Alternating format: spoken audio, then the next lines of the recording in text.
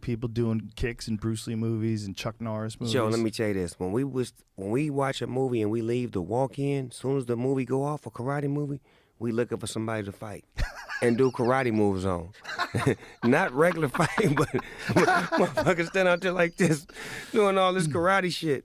When do you think that happened? I think it was like probably Bruce Lee introduced Bruce that. Lee, he was the fucking king. Yeah.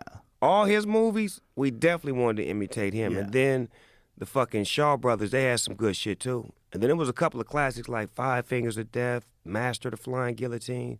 There's certain movies that just really hit in the hood that we really like watching. It's kind of crazy that one guy and one particular style of movie created like a whole way that people wanted to fight. They wanted to start kicking people. Before that, it was like fisticuffs. Now you got to watch his legs now. Yeah, they're like one group of people figured it out. And Bruce Lee made sound effects a part of fighting as well. Yeah. Because you would never not do his move without saying, what the? Woo! It's so attractive to people to fight that way. They like kick each other and shit. I remember I did It's that fun. shit. I fought somebody who was doing all Bruce Lee sounds and was getting my ass kicked. I was trying to figure out why the fuck this shit ain't working for me.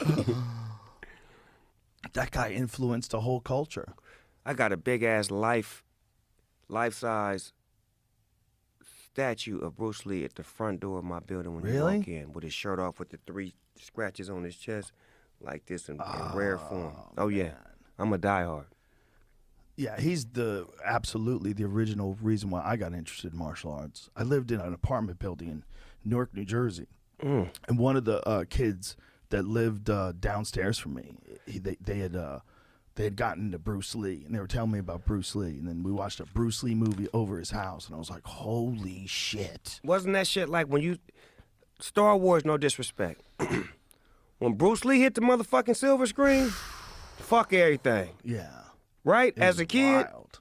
It was wild. Didn't he make you feel like you could do it? Everybody could do it if you could just learn what he knows. And the way he was calm, the way he talked, and just, don't you see a lot of Snoop Dogg in Bruce Lee and Snoop Dogg with the calmness and the be water and just always be water. Yes.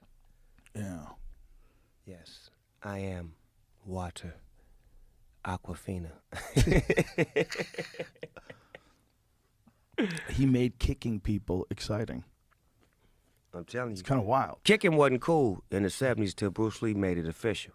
Then it was a part of your fight style. You even the sweep kick was you would put your hands up and then you would sweep him off his feet. That was like that move was real famous. A lot of people got caught slipping like that. You know what's crazy is like the stuff he did in his movies was not the stuff that he would tell you to do for fighting. Right. He wrote a whole book, Jeet Kune Do. He wrote this whole book of like all of his stuff that he had learned from all these different styles, putting them all together and trying to figure out what's the most useful. But he wouldn't have done all that crazy fancy shit. He would have been kicking your knees and kicking your legs. But I think that's why they didn't like him, because he was trying to combine all of the styles and the teachings that he knew, and then he was presenting those styles to people outside of the martial arts world. But they should be thanking him, because it would have been just a cult classic as opposed to it being internationally loved and respected. Now martial arts has grown into a point to where we got the UFC, we got kickboxing, we got certain things that, people can, prosper from it and really get off their talents. But when we first started doing it, you had to stick to the style that you were practicing. Like you couldn't leave your style. Right. Like if you were a Taekwondo guy and then you wanted to learn Muay Thai, someone would be upset at you. They'd be like, you don't have to go over there and learn that. Like that's not better than what we do. And when I first watched, I fell in love with Hoist Gracie. This motherfucker used to come out with a robe on and lay down and kick your ass.